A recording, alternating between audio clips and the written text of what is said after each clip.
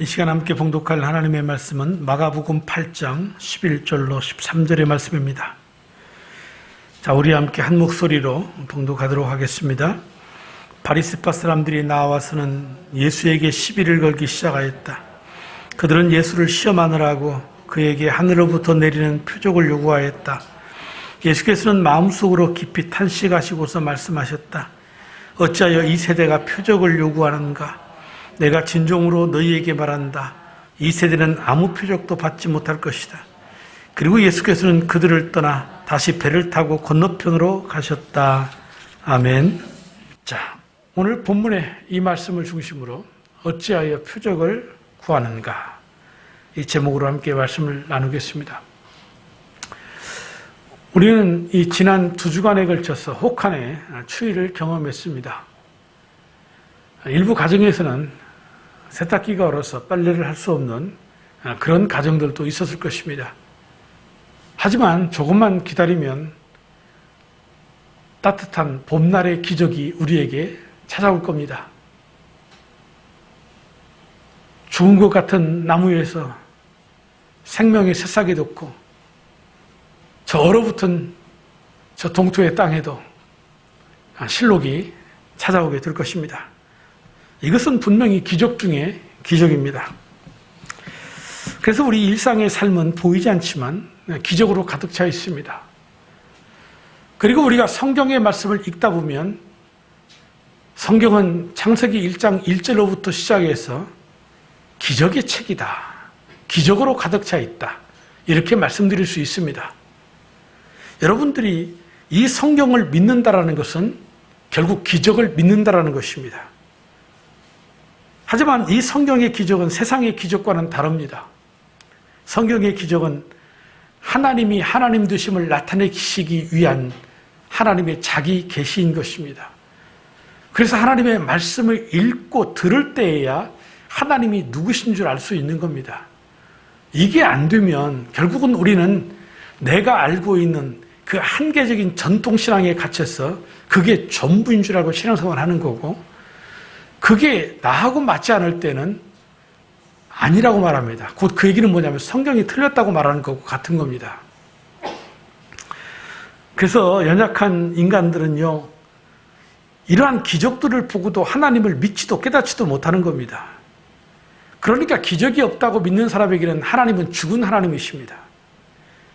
하지만 예수님은 어제나 오늘이라 동일하시고 여전히 오늘도 기적 가운데에서 우리의 삶을 인도해 주십니다. 우리는 지난 시간에 오병이어와 칠병이어의 기적을 살펴보았지요. 그런데 언제인가 캐톨릭의 수장격인 이 정진석 추기경이 어느 강론에서 이런 얘기를 했습니다.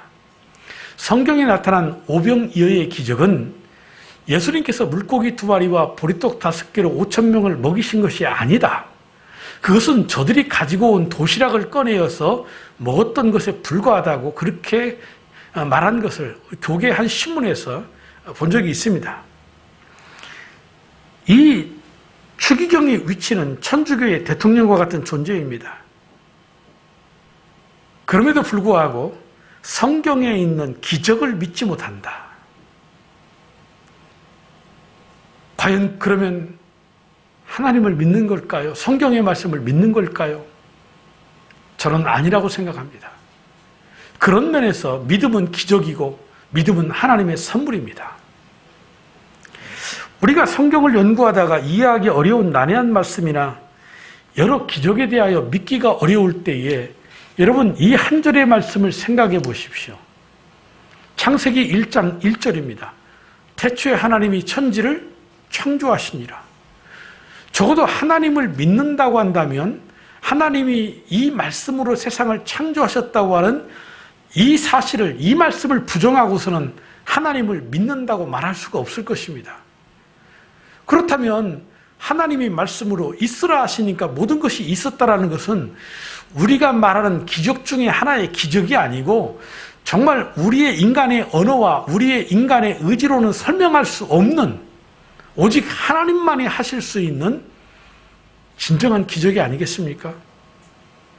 그렇다면 이것을 믿는다면 성경 안에 66권 속에 기록되어 있는 동정녀의 탄생이라든지 여러 질병의 환우들이 고침받는다는 것이든지 오병이어의 기적, 칠병이어의 기적, 이 모든 기적은요, 우리 아이들 말로 말하면 껌값입니다. 아무것도 아니란 얘기입니다. 그런데 가만히 보면 우리 성도들이 하나님을 믿는다고 말은 해요. 창세기 1장 1절을 믿는다고 말해요.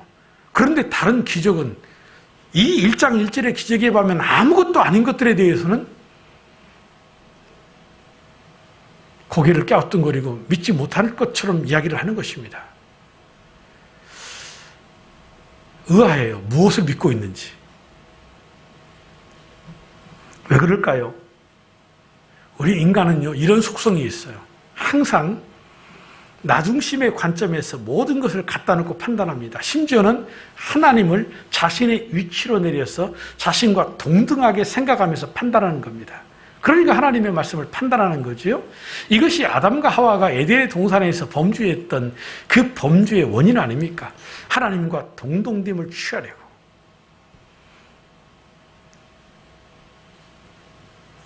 그래서 이런 사람들은 성경을 읽어도 혹은 성경의 말씀을, 설교의 말씀을 들어도 자기의 이치에서 판단만 하는 것입니다. 이런 대표적인 사람들이 누구입니까? 바로 성경에 등장하고 있는 바리새인들과 사두개인들입니다.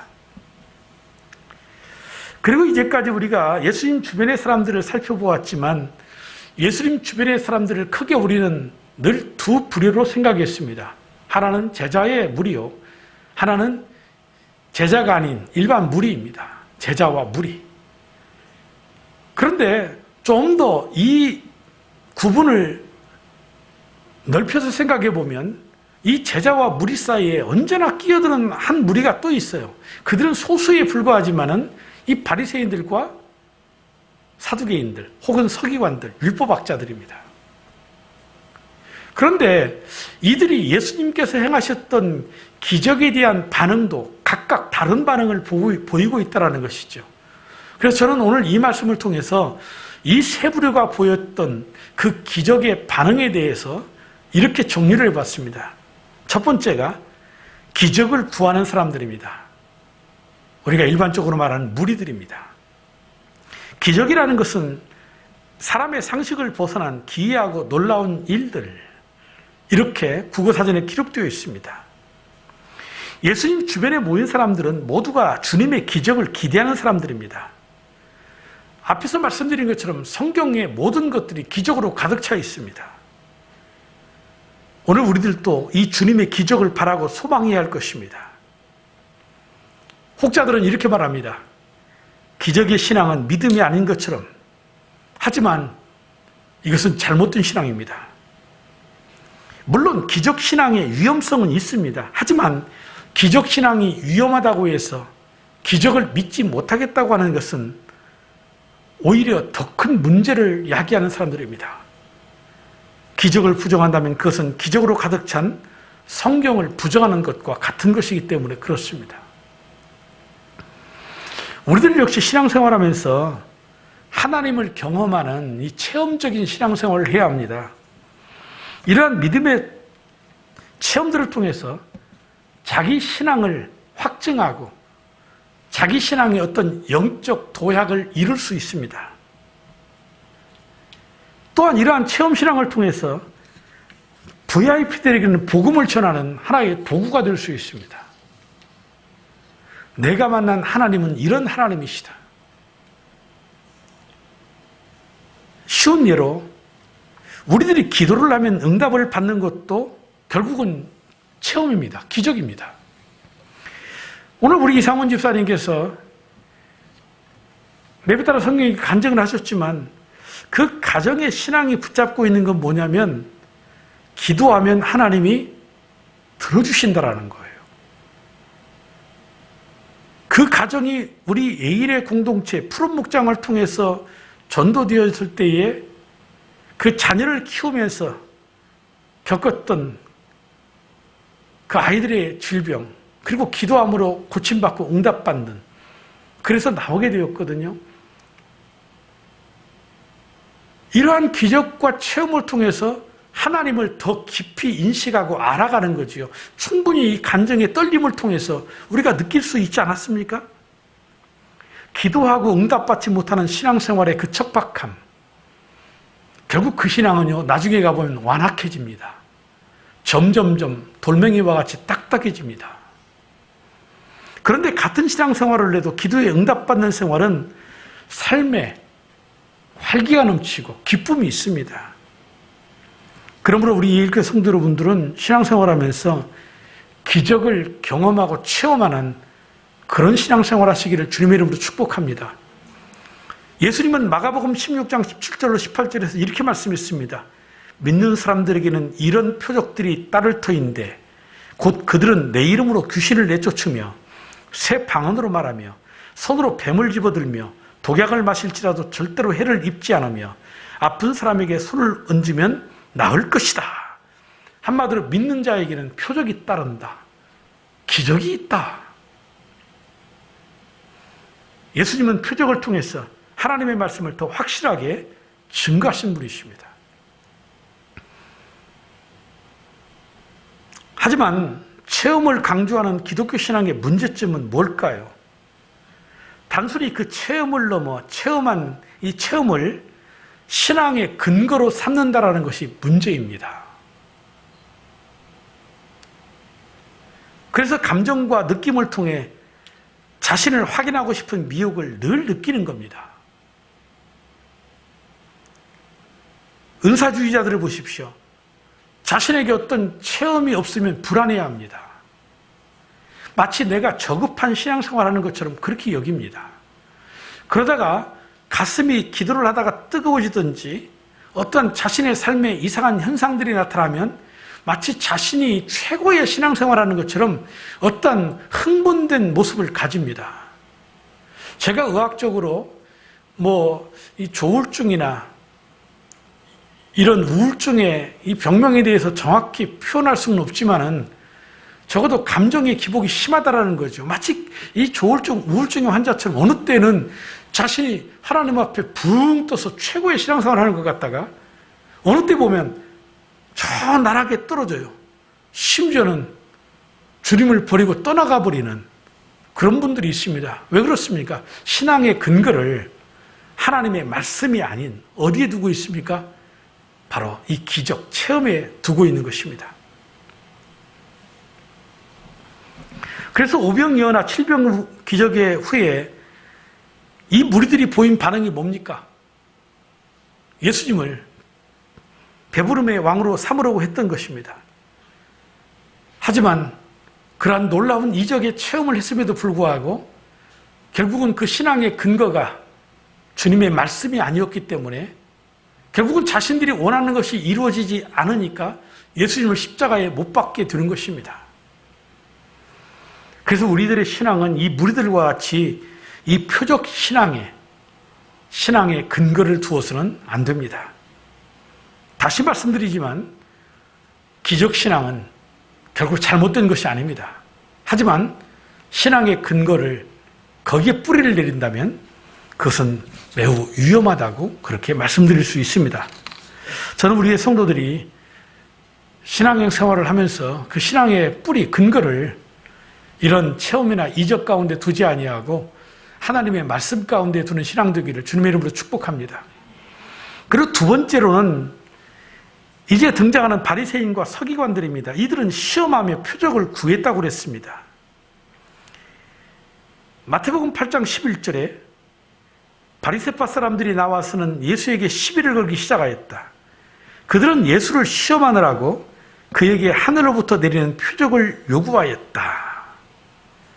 그런데 성경을 읽으면서 참 재미있는 게 뭐냐면, 재미있다, 이 표현이 좀 그렇습니다만 아이러니한 게 뭐냐면, 이제까지 우리가 마가복음을 강해해 오면서 예수님을 공격했던 대표적인 무리가 누굽니까?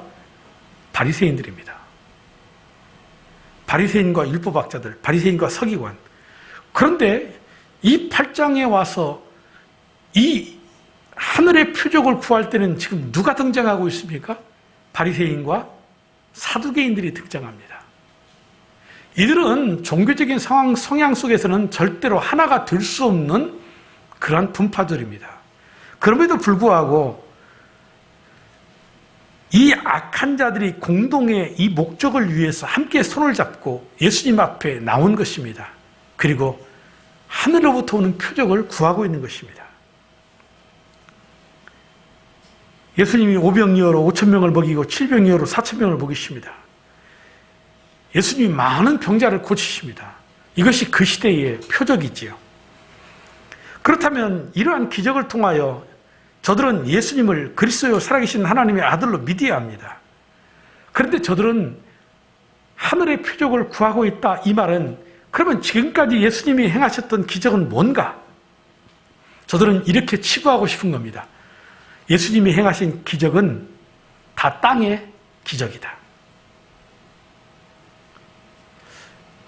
분명히 저들은 그랬어요. 저가 누구기에 이런 일을 행하는가? 기적을 본 거죠. 근데 이걸 인정하고 싶지는 않아요. 그러니까 이것은 땅의 기적으로 치부하는 거고 하늘의 표적을 보여준다면 내가 믿겠다. 좀 이렇게 주장하고 있는 겁니다. 예를 들면 저들이 하늘의 표적이라고 말할 때는 이런 생각을 했을 겁니다. 봐라, 모세가 40년 동안 광야에서 하늘의 만나를 먹였다. 그 애굽에서 출애굽해서 그 홍해를 육지같이 건너지 않았느냐. 그런 표적을 보여주라. 그러면 내가 믿겠다. 뭐 이런 얘기입니다. 다시 한번 말씀드리지만 우리가 하나님께 믿음으로 기적을 구하는 것은 잘하는 일입니다. 하지만 이 바리새인과 사두개인들처럼 시험하여 표적을 구하는 것은 악한 것입니다. 교만한 것입니다. 자신들이 가지고 있는 기득권을 빼앗기지 않으려고 하는 몸부림인 것입니다. 그래서 예수님은 이 시험하여 표적을 구하는 것을 악하고 음란하다고 그렇게 말씀을 하십니다. 여러분, 우리는 이 말씀을 통해서 분명히 깨달아야 합니다. 하나님은 우리가 시험할 시험의 대상이 아닙니다. 하나님은 오직 우리의 믿음의 대상일 뿐인 겁니다. 결단코 하나님을 시험하는 신앙생활을 하지 마십시오. 그러면 이 지금 드린 말씀에 대해서 여러분들이 이해하고 공감은 할 수 있겠는데, 그러면 시험하는 신앙이라는 것이 무엇일까요? 쉬운 예로 이 예 하나 들어보겠습니다. 어느 목장에 목자님이 VIP 한 분을 목장에 인도해서 잘 섬깁니다. 그래서 이 VIP가 이제 목장 모임에 참여하고 교회까지도 이렇게 출석을 하게 되었습니다. 여기까지 이루는데 얼마나 많은 기도와 수고가 있었겠어요. 그런데 어느 날 갑자기 이분이 목장을 떠나고 교회를 떠나겠다고 그렇게 말하는 겁니다. 깜짝 놀란 목자님이 아니 왜 그래요? 무슨 일이 있어요? 그랬더니 이렇게 말하는 겁니다. 자기가 회사에서 중요한 어떠한 계약을 해야 되는 그 계약건이 있는데 이렇게 기도했대요. 하나님이 살아계시면 이 계약건이 성사되게 해주시고 하나님의 살아계심을 내가 믿겠습니다. 그러나 이 계약이 성사되지 않으면 하나님은 안 계시다는 것이죠. 그런데 그 계약이 성사가 됐나요? 안 됐나요? 안 됐으니까 떠난다고 하겠죠. 하나님을 시험하는 겁니다. 하나님이 이 기도 들어주시면 뭐 하겠다. 이게 바로 표적신앙을 구하는 겁니다. 철저한 자기의 욕망이지요. 이 모든 것들이 기복신앙의 발로인 것입니다. 이것은 불신앙입니다. 우리의 신앙은 이런 불신앙에 빠져서는 안 됩니다. 하나님을 시험하지 마십시오. 하나님은 우리의 믿음의 대상인 것입니다. 우리가 신앙생활하면서 이런 일을 얼마나 많이 자행하는지 몰라요.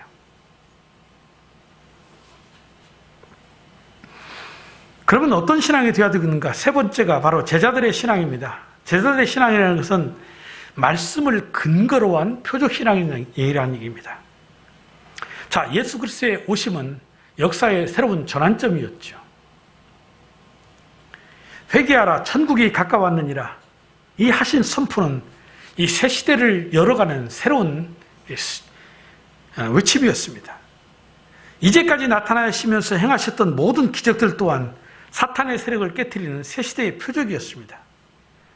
하지만 스스로의 불신앙과 어리석음으로 눈이 가려져 있는 저들은 천기는 분별할 줄 알면서도 예수님이 행하셨던 그 기적의 표적을 저들은 이해하지를 못했습니다.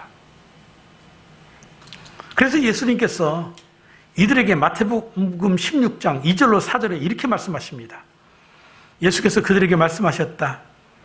너희는 저녁 때에는 하늘이 붉은 것을 보니 내일은 날씨가 맑겠구나 하고 아침에는 하늘이 붉고 흐린 것을 보니 오늘은 날씨가 굳겠구나 한다. 너희는 하늘의 징조는 분별할 줄 알면서 시대의 징조들은 분별하지 못하느냐? 악하고 음란한 세대가 표적을 요구하지만 이 세대는 요나의 표적밖에는 아무 표적도 받지 못할 것이다. 생각해보면 이 말씀은 슬픈 탄식입니다.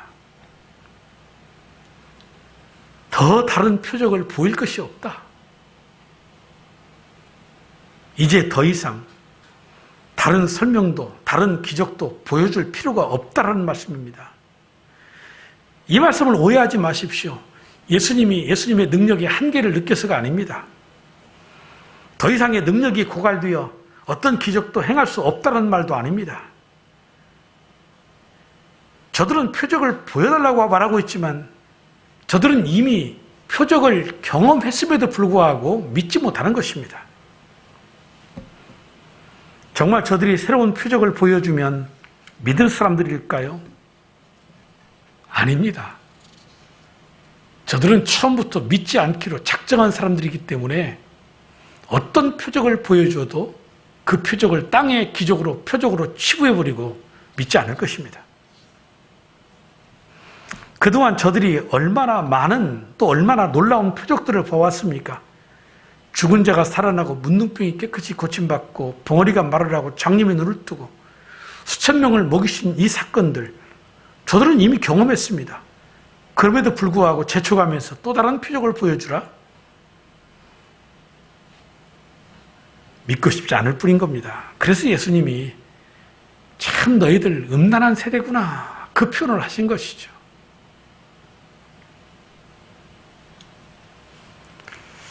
오늘 우리들의 신앙도 한번 생각해 보십시오. 내 믿음, 내 신앙. 이 성경 속에 나타난 어떤 이러한 기적과 놀라운 일들을 오늘 내 앞에서 예수님이 진정 보이시고 나타내신다면 여러분들의 신앙은 어떤 신앙이 될 것 같습니까? 정말 확고한 토대 위에 서서 믿음이 쑥 성장해서 오직 예수 그러면서 뭔가 그렇게 될 것 같습니까? 네, 그럴 수 있어요. 근데 어쩌면 우리가 우리 믿음을 너무나 잘 알아요.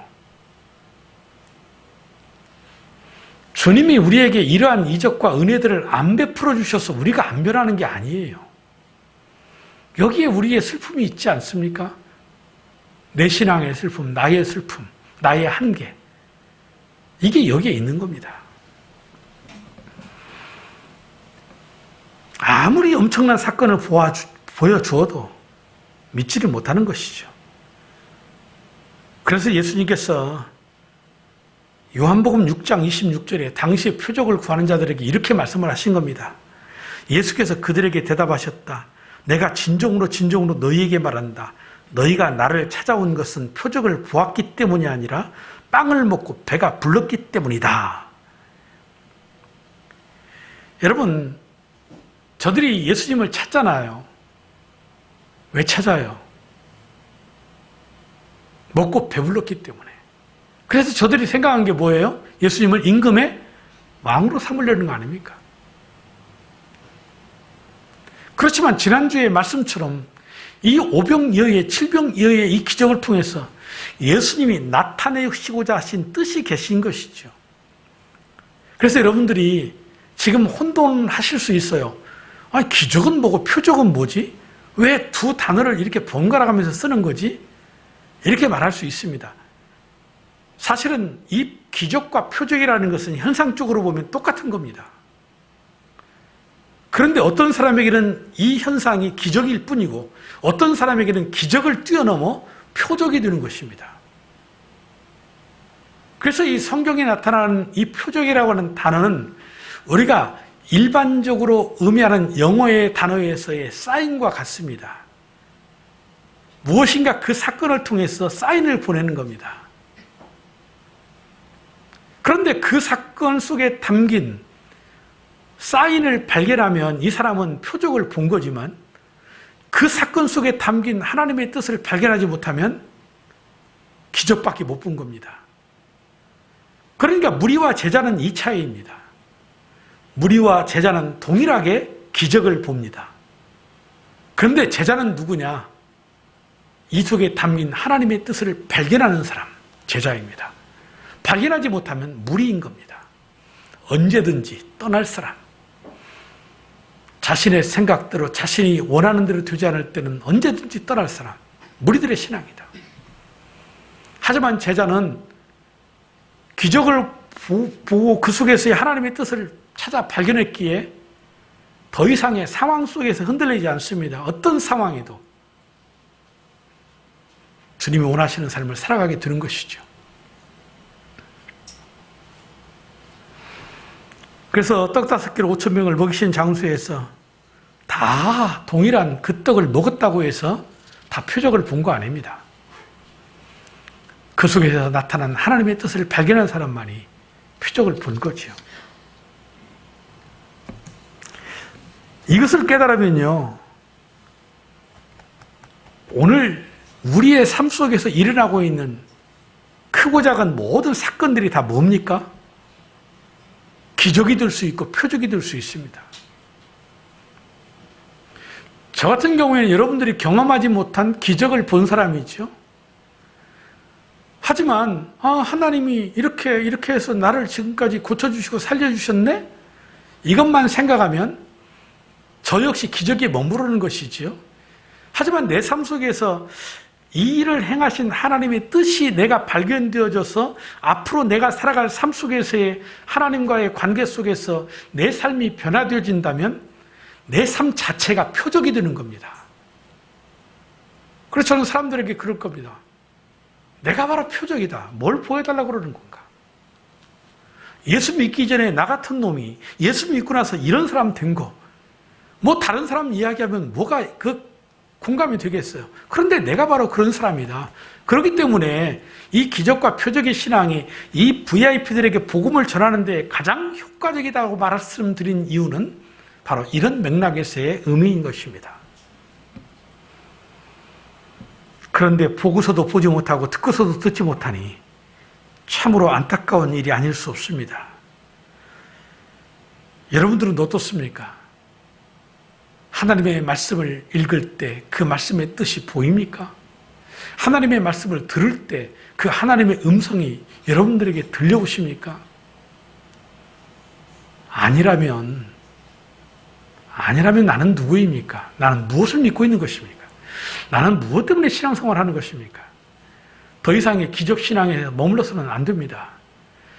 그리고 시험하듯이 표적을 구하는 그런 신앙도 되어서는 안 됩니다. 확실한 말씀에 근거한 표적신앙이 되어야 되는 것입니다. 그래서 말씀과 표적은 함께 가는 겁니다. 그렇다고 한다면 진정한 표적이 무엇일까? 그래서 예수님이 이 말씀하는 겁니다.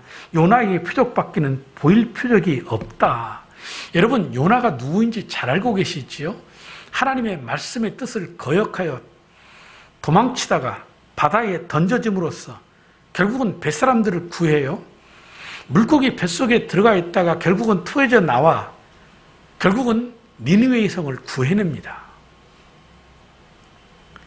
결국 예수님께서 말씀하신 요나의 표적이라는 것은 무엇입니까?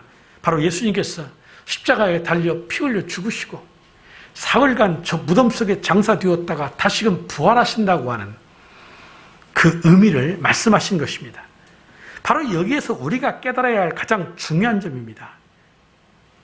예수님께서 가장 중요한 표적이라고 하신 이 말씀이 뜻이 무엇이냐? 바로 십자가와 부활인 것입니다. 그렇기 때문에 우리에게 구원의 표적은 오직 하나, 예수님 뿐인 겁니다. 다른 어떤 표적이나 신기한 기적이라 하더라도 결단코 구원의 표적은 될 수가 없는 것입니다. 자, 태초에 하나님이 천지를 창조하신 하나님이시다. 그리고 예수님께서 십자가에 죽으시고 다시 부활하심으로 말미암아 하나님의 나라 천국이 있다. 다른 세계에 있다. 이거 보여주셨어요. 어찌 보면 성경의 다른 모든 기적이라고 하는 이것들은요, 결국은 이 두 안에 들어있는 거지요. 이것이 가장 큰 표적이다. 뭐 더 이상 뭔 표적이 필요하다는 거죠. 여러분은 왜 무엇 때문에 지금도 표적을 구하는 거죠? 그리고 그 표적은 이 주님이 말씀하신 십자가와 부활의 이 요나의 표적을 뛰어넘는 표적들입니까? 이것들을 능가한 정말 새로운 것이 와야만이 되는 그런 상황의 표적들을 구하는 것입니까? 도대체 왜 표적을 구하시죠? 아니라는 겁니다. 더 이상의 표적은 필요 없습니다. 예수 그리스도 그분만이 우리의 진정하고 유일한 가장 큰 표적인 겁니다. 우리가 이 예수를 믿고 살아가는 겁니다.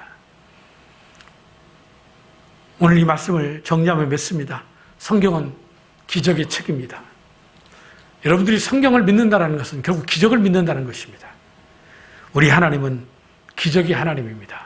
이 기적을 통해서 하나님은 자기를 계시하십니다. 그런데 예수님의 주변을 보니까 세 부류의 사람들이 있더라는 거지요.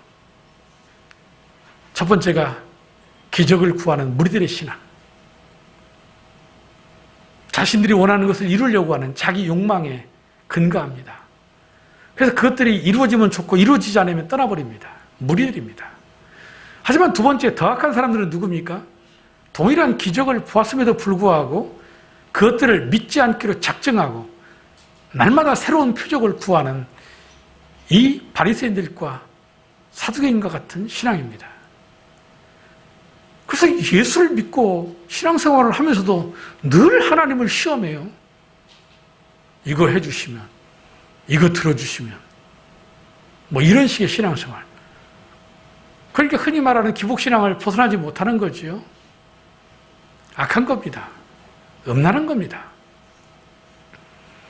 하지만 세 번째, 제자들의 신앙입니다. 말씀에 근거한 표적. 말씀에 근거한 표적 신앙입니다.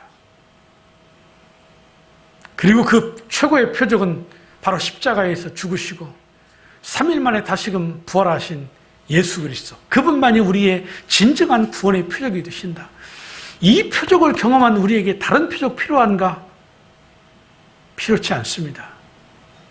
이 말씀을 믿고 이 말씀의 근거에서 흔들리지 않는 믿음 생활을 해나갈 때 하나님은 여전히 오늘 또 우리에게 기적을 베푸시는 거고 그 기적을 통해서 우리로 하여금 그 하나님의 뜻을 발견한 표적의 신앙으로서 하나님의 뜻을 이루어가는 복된 삶을 살게 되는 것입니다. 여러분, 또다시 다른 어떤 표적을 바라고 계시는 것은 아닙니까? 그렇다면 왜 그 표적을 구하시는지 한번 생각해 보십시오. 그러면 이 세 부류의 신앙 가운데 나는 어떤 사람인가가 답이 나올 겁니다. 요나의 표적밖에는 보일 표적이 없다고 하신 우리 예수님의 말씀을 기억하면서 우리에게 구원의 표적은 오직 예수님뿐이다. 그리고 정말 누군가에게 나에게 예수 믿는 나에게 표적을 보여주면 하나님을 내가 믿겠다 이렇게 말한다면 봐라, 내가 바로 그 표적 아니냐. 우리 자신의 삶, 예수 믿기 전에 내가 예수 믿음으로 변화되어진 나의 삶을 통해서 하나님 살아계시다. 다른 어떤 표적을 보여줄 필요가 없다. 나를 보면 알지 않겠냐. 적어도 이렇게 말할 수 있는. 그래서 표적의 신앙, 표적의 믿음으로 말씀에 근거한 우리 성도들이 다 되시기를 주님의 이름으로 축복합니다.